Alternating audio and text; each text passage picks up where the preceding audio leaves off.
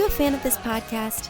Do you wish there was even more juicy content for you to sink your ears into? Well, there is.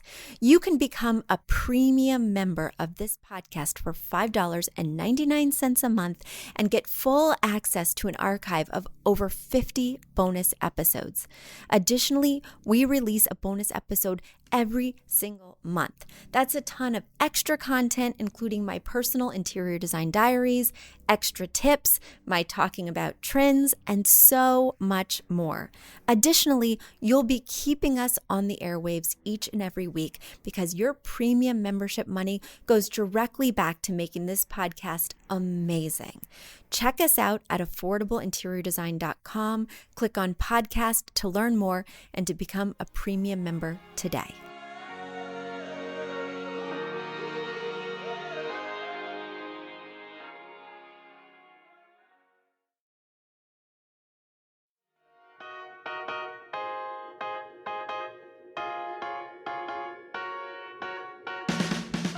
You don't need a high-end designer or a lot of money to get a luxe look.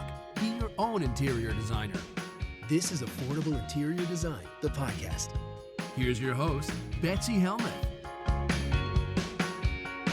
Hello, everyone. I'm so excited because this week we have a guest. We have someone you may or may not know because she has her own podcast that's very successful. And this is Stephanie from the Sustainable Minimalists. Stephanie, welcome to the show. Thank you so much for having me, Betsy. I'm absolutely thrilled to be here. Thank you. Well, the thing that's so exciting is that in the world of interior design, we're so used to getting things, accumulating, what's next, what's fresh, what can I buy? But then my clients come to me and they say, Betsy, I need to get rid of some stuff first, or I need to figure out what to do with the things I already own. And sometimes the process can feel so wasteful. And I love that now clients in the past, 5 to 10 years, have started to ask before they even book us as interior designers. They're asking, I really want to make this a more eco-friendly process. How do I do that? So I've been noticing a lot of interest from our clients, but I must say this is really not my area of expertise. And I don't know much about this field. So I'm really excited to just learn in general what it means to be sustainable and then how we can apply that to the practice of interior design. So no pressure, Stephanie. You're going to educate us, fill us in. But first, tell us a little bit about yourself. Well, my name is Stephanie Seferian. I am the host of the Sustainable Minimalists podcast. It is a twice-weekly show about eco-friendly living, minimalist living, living with intention, and most importantly, making sure that there is a planet for our children to live, grow, and thrive on. I also have a book by the same name, Sustainable Minimalism, and I'm just really passionate about all things eco-minimalism. I live in New England with my 2 daughters and my husband and my dog and my cat, and we have bees. We have like 10,000 of them. And so it's crazy over here, but it's really great. So thank you for having me. So for those of us who can't have bees, well, I guess I technically could have bees, but for those of us who don't have bees, tell us in general what it means to be sustainable, how we can be sustainable, or how we can start to shift our mindsets. Yes, that's such a good question. I feel like the terms green and eco-friendly and sustainable, they all get interchanged as though they all mean the same thing, but that's not accurate. Green is just kind of like, it's ambiguous. Eco-friendly means you're not actively harming the planet, and sustainable is eco-friendly plus. So it means you're not actively at this moment hurting the planet, but your actions also have a future consciousness. So your actions are not, going to hurt the planet also sometime in the future. So sustainability is actually a lot harder to achieve. Like being sustainable is harder to achieve than simply being eco-friendly. But for listeners who are listening and they are just like, whoa, I don't even know where to start. Let's just all start by thinking about, are my actions right now serving the planet? I think that's a great place to just start. Let's not start thinking about the future. Let's just start about right now. Well, yes, that was kind of what I was thinking about when you were defining the words for us, is that sustainable is not only in the moment, how am I doing, but are my actions in the moment going to perpetuate, bio-friendly things in the future, which is so hard for us to wrap our brains around as, for me, a newbie to this world, right? I'm always conscious of it, and certainly recycling and things like that. But, now more than ever, it feels really important to be sustainable, especially in New England with the winter we just had that was so mild. And, you're kind of feeling the effects of potentially this global warming. Why now are my clients interested in sustainability? Am I starting to perk up regarding this term?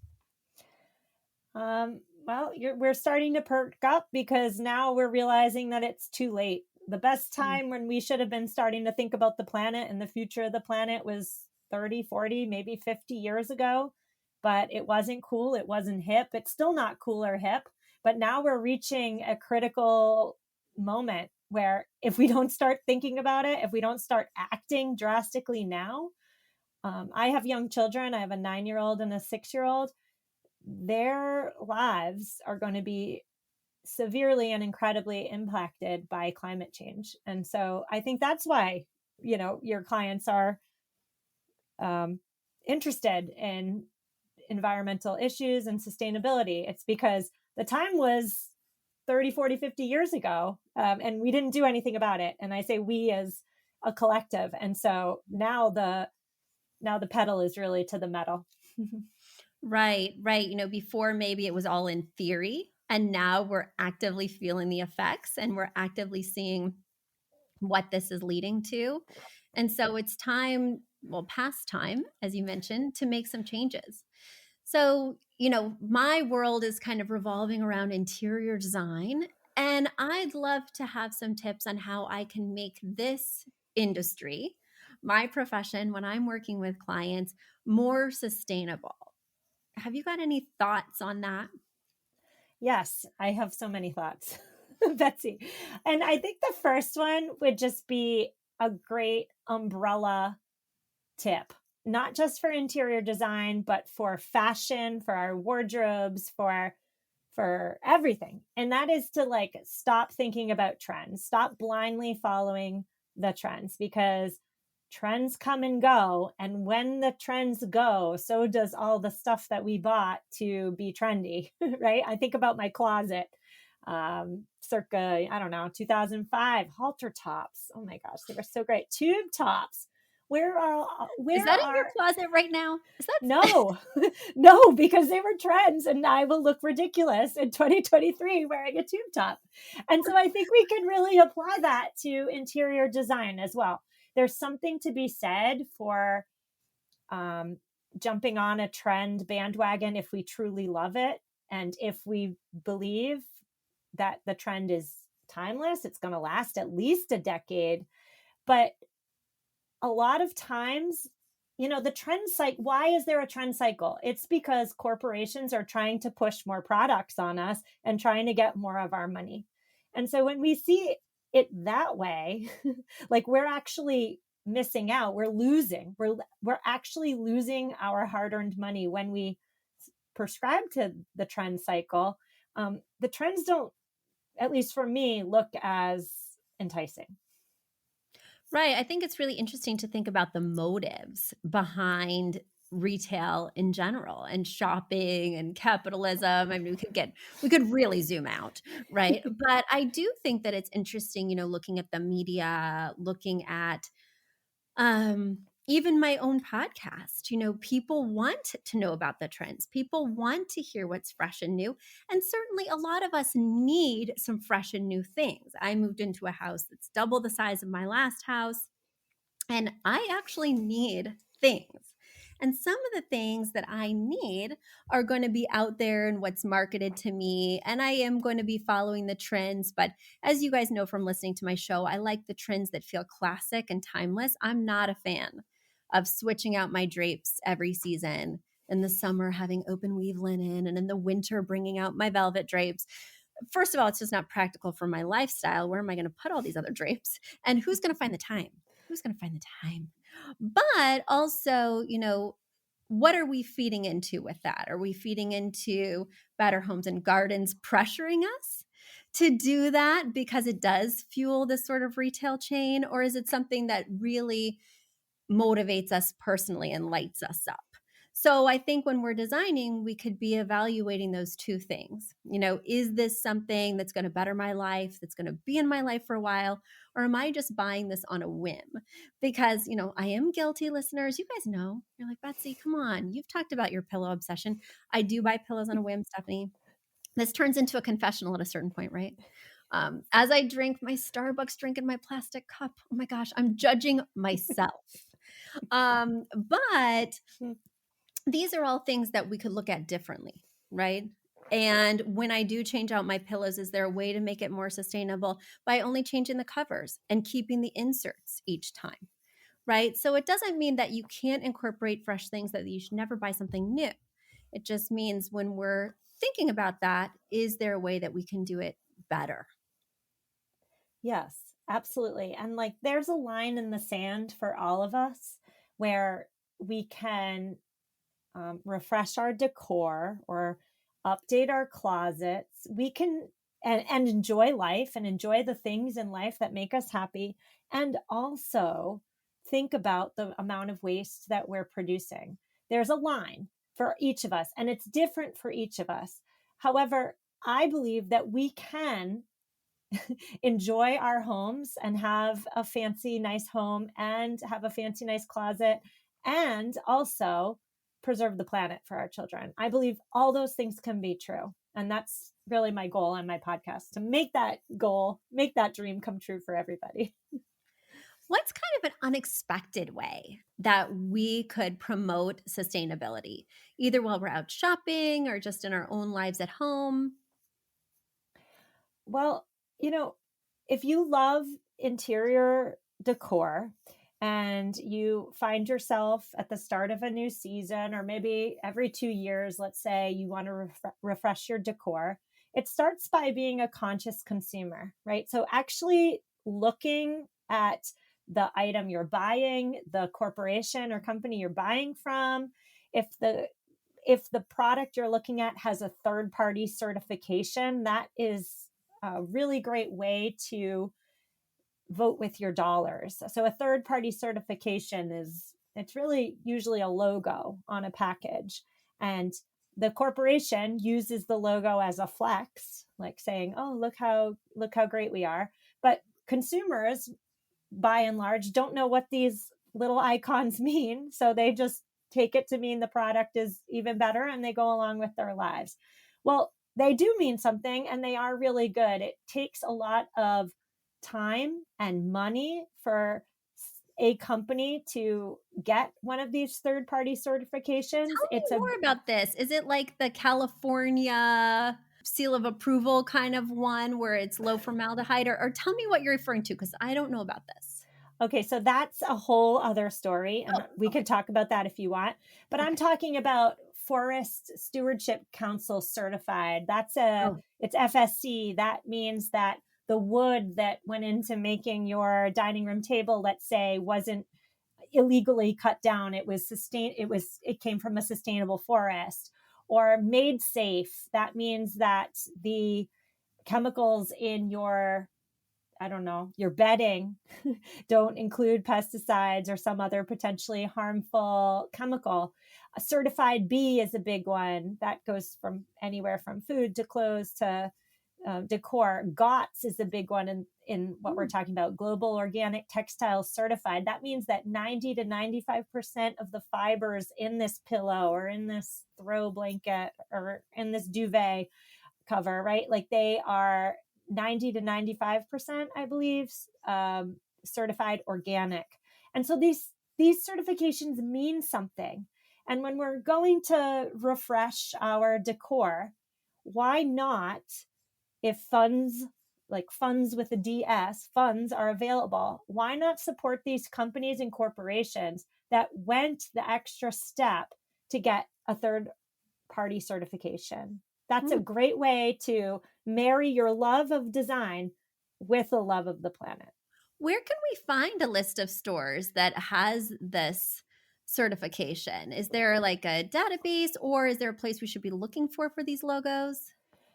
So some of these third-party certifications are product specific.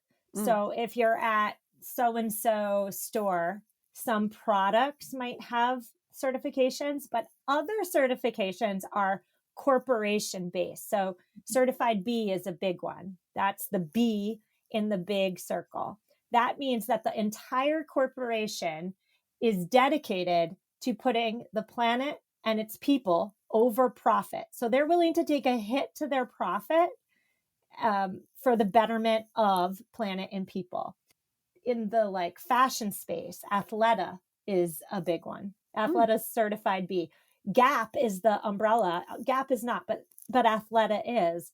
And Mm. so if for people who don't even know where to start looking for the certified Bs. And if you go to their website, they have a list and you can filter it based on what you're looking for. Oh, cool. Well, I'm definitely going to check that out. So, we're going to take a quick break. And when we come back, we're going to talk about what we need to avoid when we're shopping.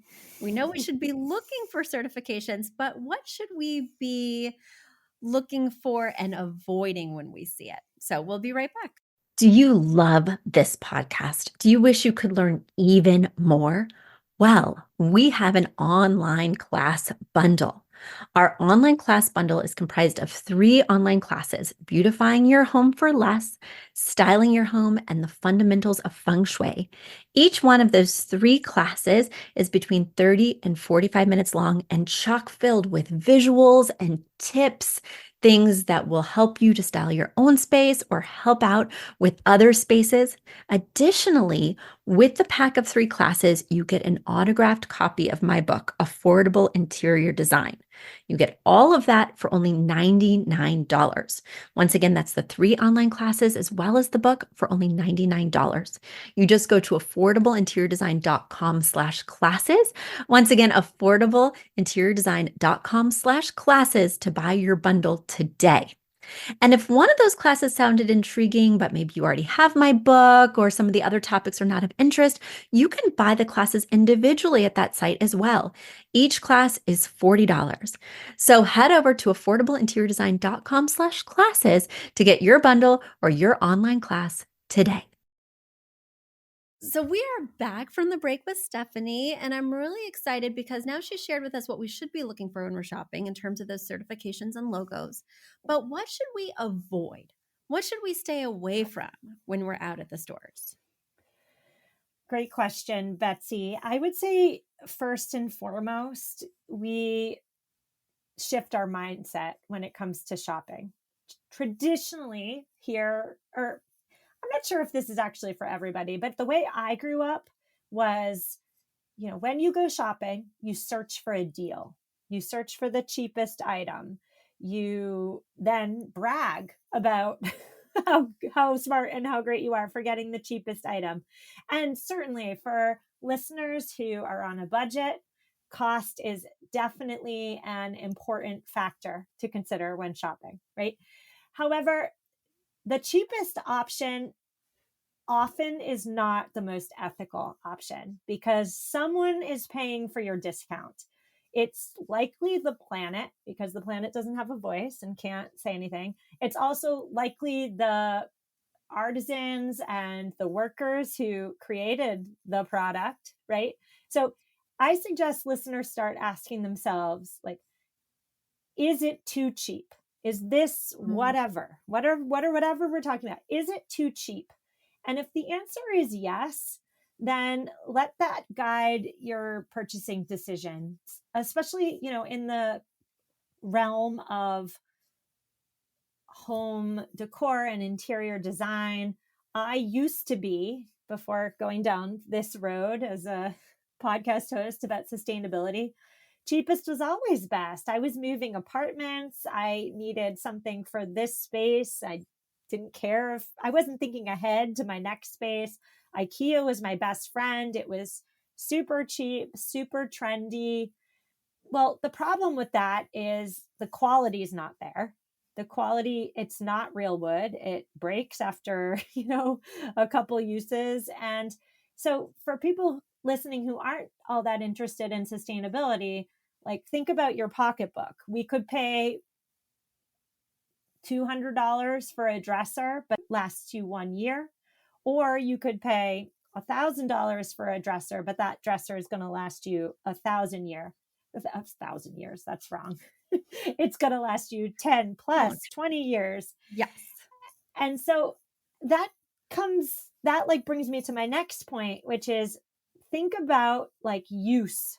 Think about cost per use. When we talk about clothing, we talk about cost per wear. But when Mhm. we talk about decor, think about like how many years are you going to have this item? Is it timeless? Are you going to have it for 10, 20 years? If so, then it would be prudent to purchase something that's going to actually last for 10 or 20 years. Right. Right. Like when we think about that can opener, how many can openers did I buy at the dollar store that lasted me 6 months to a year? And then I bought this really amazing can opener on, I can't even remember where. I just love it. I love my can opener. It's one of those that takes the lid off and turns the lid into a lid. I love it. Mm. But anyway, I spent, I think, $25 on it and I've loved it for years. So that's a really interesting shift because I am sort of a person who always loves a sale. I am the person who's like, oh my gosh, you'll never believe. You'll never believe how much I spent. That being said, I keep it till it's threadbare, but yeah, I totally see that relevancy in my own experience shopping. And it's hard because some of us live somewhat disposable lives. As you mentioned earlier, when I first moved to New York City, I was moving every single year. And you never knew what apartment was going to accommodate what. So investing $1,000 in a dresser was really daunting, not only because that was more than my rent at the time, but also because was a long, low dresser going to fit in my next space? Well, there's no telling. But, when we lead those transient, disposable lives, what impact does that leave behind? I think that's a really interesting question to be asking ourselves. Absolutely.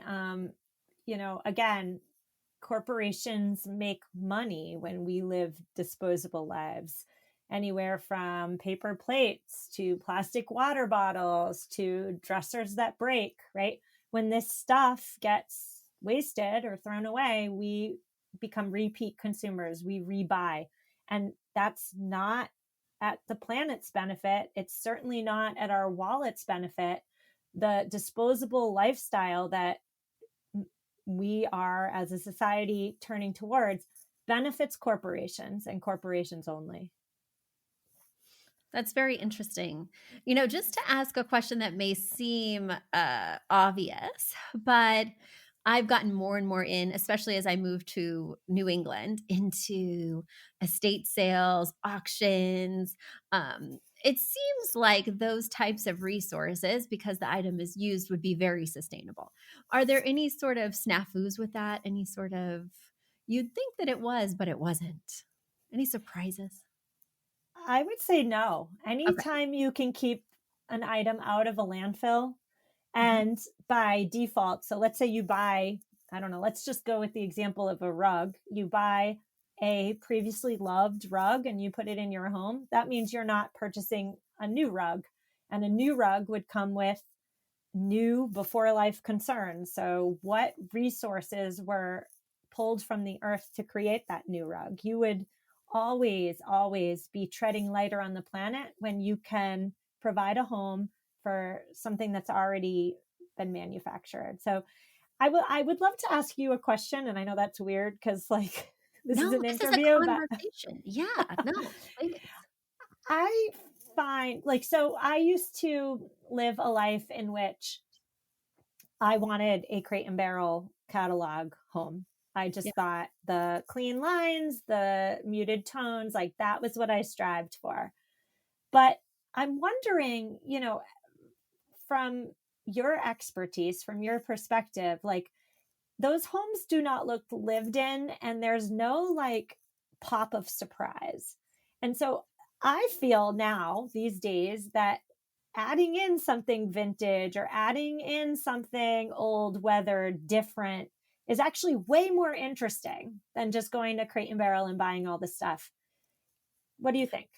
Well, of course, for sure. But the thing is, a lot of my clients want that aesthetic too, that crate and barrel look, right? Or they tell me, Betsy, I want a hotel feel. I Mm. want it to, just look like I walked in and everything was in its place and everything was perfect. And the problem is that it's devoid of personality. You could live there, or Joe down the street could live there, or Jennifer, in another state could live there. And I find that people who are afraid of style, people who don't want to share their personality, are ones that kind of gravitate towards that hotel feel. And the thing is, maybe it's not that you want to live in a Crate and Barrel catalog. Maybe there's something that that catalog evokes. Like maybe for you, it was the minimalism. In a Crate and Barrel catalog, they often don't style the shelves very much. They don't overclutter spaces. So maybe you were drawn to the Crate and Barrel aesthetic because it was so clean and simplistic versus being drawn to that actual retail item. So that's the same thing I think about when my clients say, Betsy, I just want my space to look like the Peninsula Hotel, because the Peninsula Hotel needs to make everybody feel at home versus making Stephanie feel at home. And how can we Mm. reflect Stephanie in the space so that it's not just the Peninsula Hotel, it's your home? And so, what I want to get at is, what is the feeling you're trying to capture with this generic space? Is the feeling a total escape from, everything at home, which is what we experience when we go to a hotel? What is it that you're trying to feel? And how can we help you to feel that in a way that's more unique to you? Yeah. Does that make sense? I'm yeah, it totally makes sense. And I'm thinking about, every hotel room I've ever been to. I feel totally at ease. A weight has been lifted off my shoulders. I feel totally relaxed. But is that the design, or is that the fact that I'm at a hotel and I'm relaxed? Like Well, I'm I away think it's from my both. life. And I think people confuse it. But the other thing at a hotel is there's no clutter, right? Mm. Because they don't want the cleaning people to have to clean that. It slows down the process. So, what is it about the aesthetic of a hotel that makes me feel carefree? Is it that, there's one set of sheets and one duvet and I don't have to overthink things? Is it that there's three different types of pillows and that's kind of fun for my experience to have one soft, one firm, whatever. So kind of figuring out what the formula is rather than just embracing the entire look, because it always makes me so sad when people are like, oh my gosh, I just love, being in a hotel. I want this to look like a hotel, or I want this to look like page 34 of the West Elm catalog. And what I hear is that people don't want to show themselves, right? People don't want to open up their personality to people who might come over.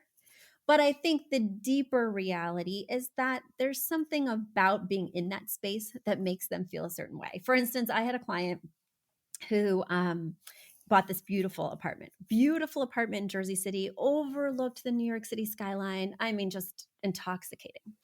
But every day he would go to Starbucks and stay at Starbucks until it closed.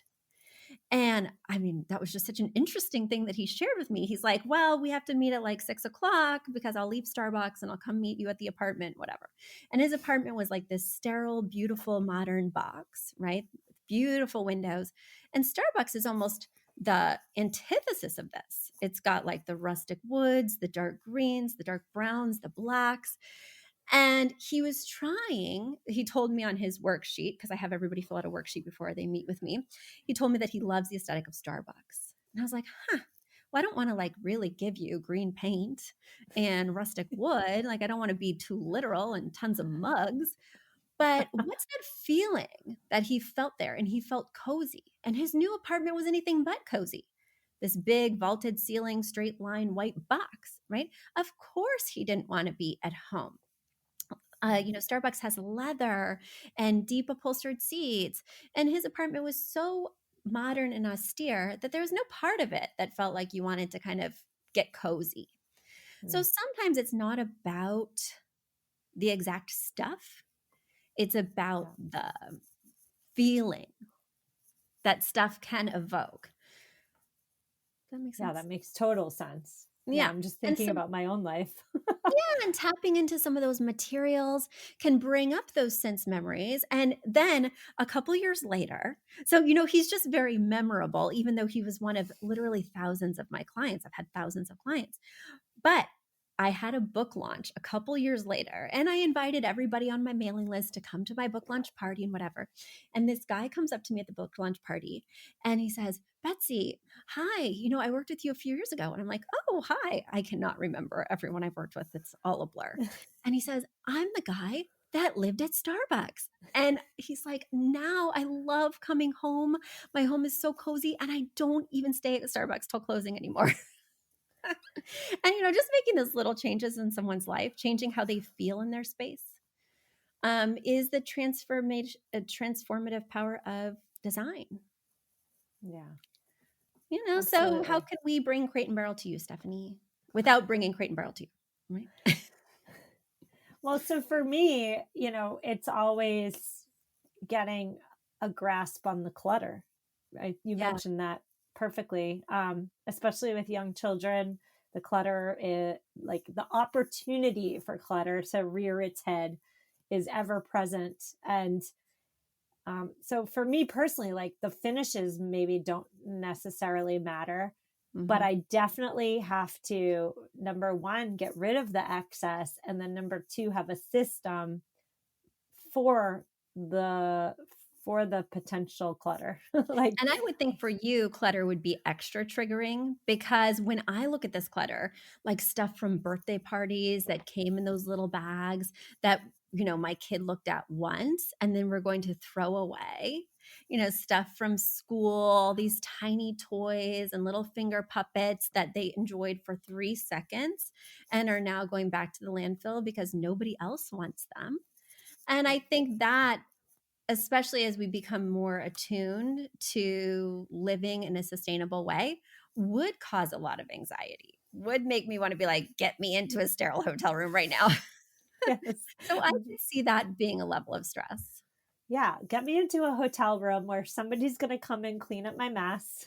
Like, I'm down for that. I would want that I would want that whole aesthetic and experience as well. Yeah, yeah. But bring in a couple of personal touches. That's my advice to you.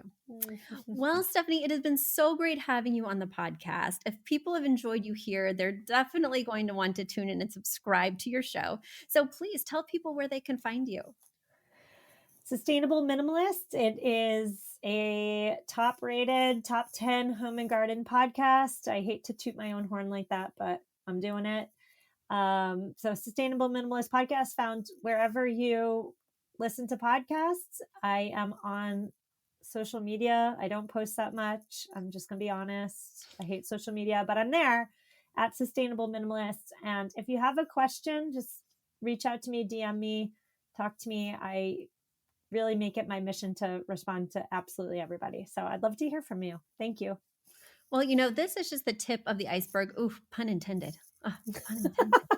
Oh my gosh. There's so much more to learn. And really, my eyes are being opened to living more sustainably and thinking about it in this way. It's been on my radar, but it's never been a focus that's really taken over in too big a way. So I'm going to be thinking about it a lot more. And I really appreciate you bringing your wisdom and also our awareness up with your knowledge on the show today. Thank you, Betsy, for having me. I had so much fun. Thank you. Yay. Well, thanks for joining us, everyone. Until next week. You've asked for it, and we have answered the call. For years, you've been saying, Betsy, you're talking about all these great design concepts, but we can't visualize them. You're describing the picture that the listener sent in of their problem, and we wish we could see that picture too. After all, a picture is worth 1,000 words, and I do my best to describe them, but there's nothing like seeing it for yourself. And that's why Affordable Interior Design, the podcast, now has a YouTube channel. Not only do we have a YouTube channel where you could see recordings and clips of these podcast episodes, we also have an Instagram, a Facebook, and so many other exciting things. You should check it out. Head over to affordableinteriordesign.com/links. Once again, affordableinteriordesign.com/LINKS links. And when you go there, you will see links to our YouTube page, our Instagram page, our Facebook page, and more. Please check it out, follow and subscribe so you can see everything I'm talking about.